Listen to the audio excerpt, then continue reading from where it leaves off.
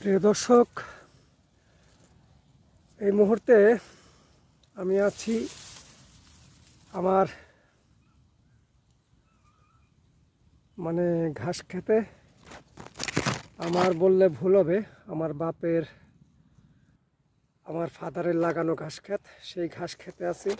বুঝতে পারছেন দেখেই।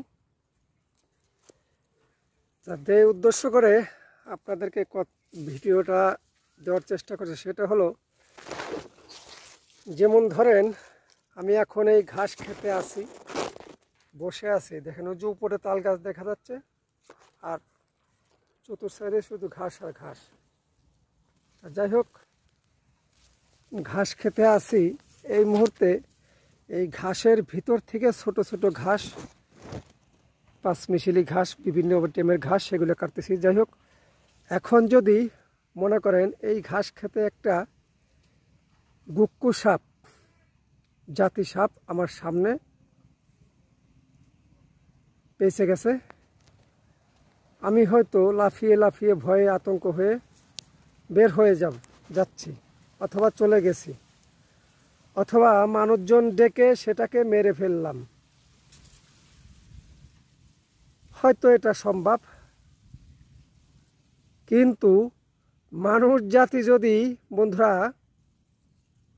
এমনটা হয়, গুক্কু সাপের চেয়েও বেশি ভয়ঙ্কর, জাত সাপের চেয়েও বেশি ভয়ঙ্কর এমন কিছু কাজ আপনার আপনজন আপনার সাথে করবে, যেটা আপনি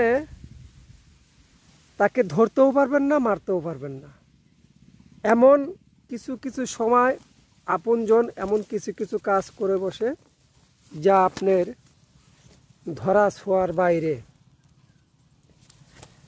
যাই হোক, বর্তমান দুনিয়ার হালচাল ভালো না। আপনারা শহরে, বন্দরে এবং প্রবাসে যারা যে যেখানেই থাকেন, সবসময়